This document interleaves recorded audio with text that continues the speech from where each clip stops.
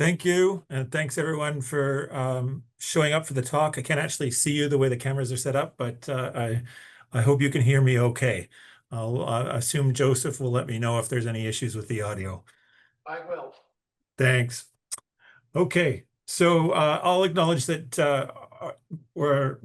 I'm from St. FX in Nova Scotia, and we live and work in the ancestral unceded territory of the Mi'kmaq people.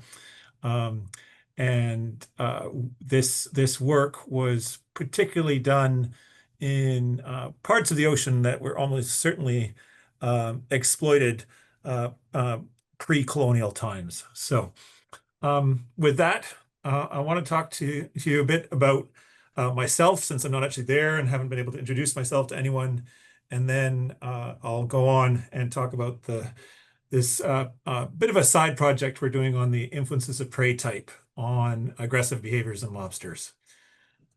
So um, uh, I'm a marine invertebrate zoologist. I'm here in my preferred natural habitat. I do work with lobsters, of course, but also a fair amount with gastropods, so slug and snail, particularly sea slugs, and their neurobiology and behavior. And then another chunk of research with biofouling organisms like these tunicates that you can see right here, Siona. Um, but of course, today and the yesterday are all about lobsters. So I'll jump straight to what we were trying to do because it was in some ways really quite simple. We developed methods to study lobster foraging in their natural habitat. It's using baited remote underwater video, which is essentially building a bunch of tripods, as you can see here with Leah, one of my students. And at the top of one of these tripods is a camera facing downwards to look at a bait bag in which we can put different prey types. We got a lot of help from harvesters taking these tripods out and deploying them in about 20 meters of water. This is a video that I'm going to skip because I expect Grace Walls, who will be talking in 40 minutes, will be showing the same video. It's a great view of what the deployment of one of these tripods looks like. And it also reminds me to make it very clear that I'm borrowing her slides. She's not borrowing my slides. It's definitely me exploiting her.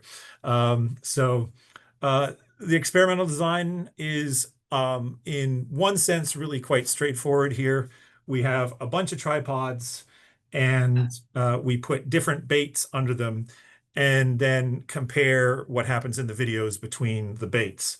The actual way this turns out, it gets a little more complicated because we're doing sets of 5 baits with 12 replica tripod deployments per bait, but then we did that on a variety of different sets of 5 baits. So we would change the baits up between these sets. So this will become clearer as I go through the results, how this works out. Um, so we get a bunch of video, huge amounts of video this way. And one of the most basic ways we can analyze this is simply by counting lobsters. And so this is a screenshot and of one of those videos where we've got a tripod leg over here, and here's the bait bag in the middle. And then there's a bunch of lobsters in here. And if you count them carefully, as Grace and other students have done, there's quite a few lobsters in this particular one. And so this then allows us to compare the number of lobsters that show up after putting different kinds of bait in those bait bags. And so this is a sort of a standard set of baits. We did a bunch of different comparisons, a bunch of comparisons of these 5 baits against each other at different times over several years. And the patterns that were revealed are much what you would expect if you talked to any lobster harvester about the effectiveness of the different baits. If you put nothing out, you get basically no lobsters. I mean, of course, you might get lucky and land the tripod over a lobster, but other than that, there's very few. Um, and if you use something like a mussel, which is a natural prey item, you get some lobsters on average, but you get way more if you're using any of the traditional baits that lobster harvesters have figured out over decades work well at attracting lobsters. So herring and mackerel, and somewhat less, just a little bit less effective rock crab, although these do in fact get used as bait around here by some harvesters. And the cool thing from the science side is that that basic pattern happens again and again and again, regardless of when or where you deploy. So these are 5 different sets of these standard baits. So the colors match up. These were all deployed at the same time. And you can see the basic pattern. Controls get almost nothing, mussels not very much, herring and mackerel lots, and rock crab just a little bit less. That just stuck around again and again. And this then means that we can test and compare baits regardless of when or where we deploy them. That was the major conclusion. And so I'll just briefly flash this up. Grace will talk about it a bit more. We ended up comparing 40-ish different baits using this setup, and we're able to show that alternative baits in yellow and byproducts of the seafood industry, particularly in red here, were comparable or maybe even slightly better than commercial baits. So that was sort of the main focus, and Grace is going to talk a bunch more about that. But of course, we're getting a lot of video, and that means we can do more than count lobsters. And so one of the things, of course, that shows up, although perhaps not as much as you might expect from lab studies, is some aggressive interactions amongst bait. I'm playing a video here. I'm hoping it's showing for you guys. If you can't see it, what's going on is there's a whole bunch of lobsters around this bait bag, and they're interacting with each other with varying levels of aggression. Some marrow spreads, some grabbing at each other with claws, and then there is in fact a real tussle that happens just here. They really have a go at each other. So this led to the possibility that we could sort of start to look at how different prey types, different baits, might produce different responses from the larva, from the lobsters, but not based on the numbers that show up, but based on the behaviors we observe.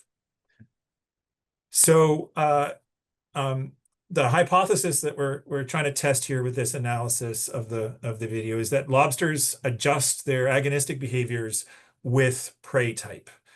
And I said adjust because you could kind of think of 2 different ways this could go. It could go that with different prey types have different nutritional value, and the characteristic odors that they release will modulate the frequency of aggression. So the idea would be that if there's something that is of a very high value food that is somehow marked by the odors it's releasing, that could then trigger greater levels of aggression from the lobsters, because it would be worth that greater aggression to secure access to that food.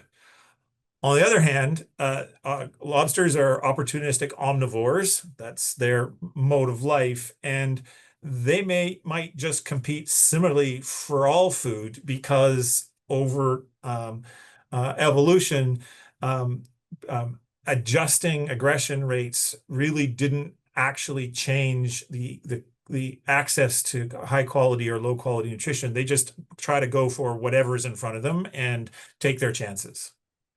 So we used some behavioral analysis for those of you that are not behaviorists at all. One way to quantify behaviors is to come up with very specific descriptions of behaviors and count them. And so that's called an ethogram, that list of behaviors. And I'm just going to do a little plug. We have in the pipeline a manuscript. It was a master's thesis for my student Rachel Weber, who developed a comprehensive ethogram for the American lobster. She used a whole bunch of our field video. She also used some older video from Yella, Adama, and also descriptions from published sources, and synthesized it all to generate uh, uh, a description of all the different behaviors that we know of that lobsters do. And because of course these are arthropods and they sort of have modular behaviors, she divided them into units and sequences, and there's a lot of them.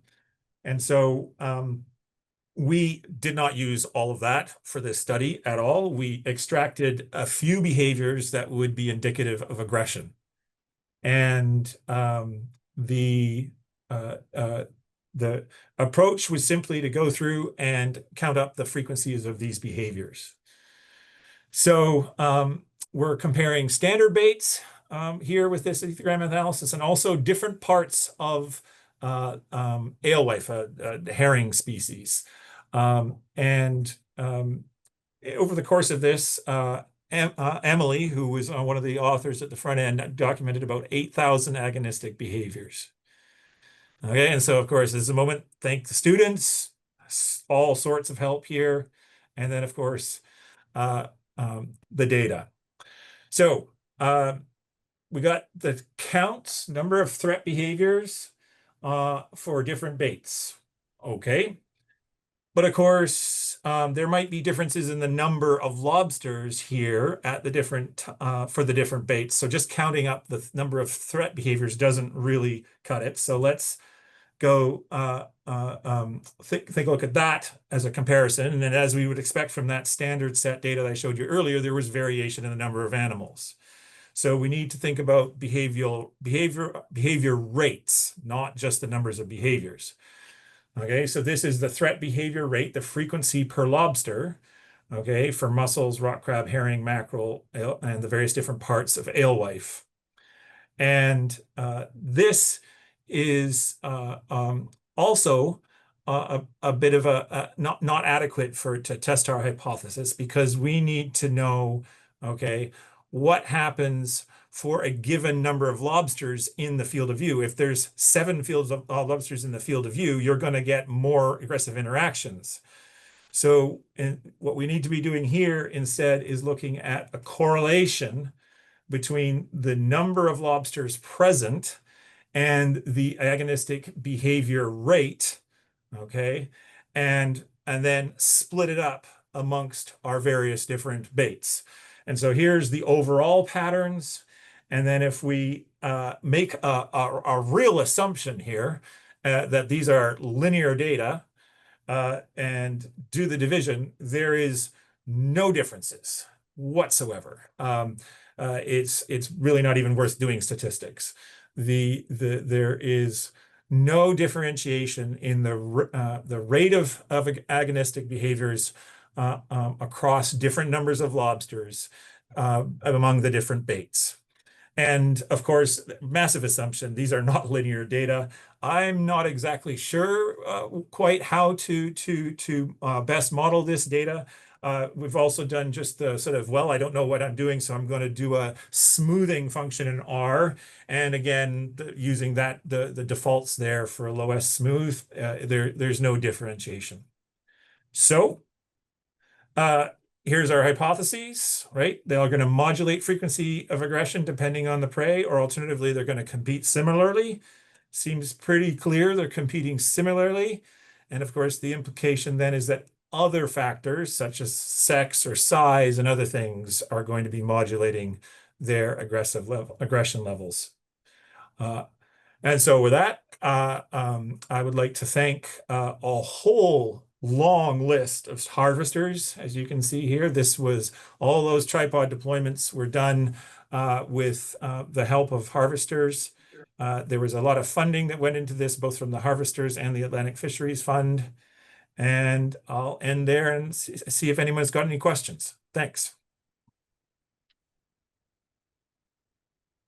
Awesome. Thank you. Does anyone have any questions?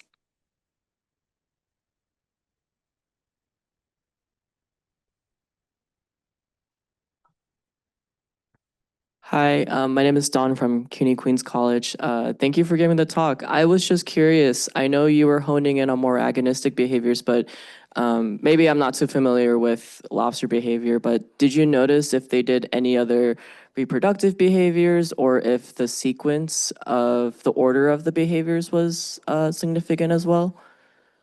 Right. So reproductive behaviors, no, we did not see anything with regard to those. And that's mostly just because we don't really see reproductive behaviors in this situation.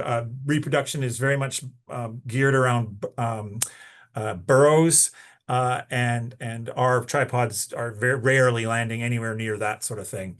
Um, with regard to sequences or other behaviors, Emily didn't report anything. We have sequence data, so when we to get the counts, we're just going through the video and getting information about when things happen. So we have sequence data, and so it is possible for us to dive into that a bit more. My suspicion is we're not going to find much there. There really just seems to be not a lot of influence on their behaviors. They're sort of showing up and their behaviors are largely driven by the number of lobsters that are there, I would say. That's the most important thing. All right, thank you.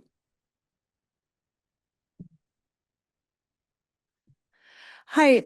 So you mentioned that there's other factors like sex and size, and I'm wondering, are you going to do size analysis since you have the videos and your tripods? You could maybe do like a ground truthing of size in the videos at all using what's in the structure? Yeah, Grace, where are you? There she is. Yeah. So yes, Grace is all on that, all completely on top of that. It's a work in progress. Thank you.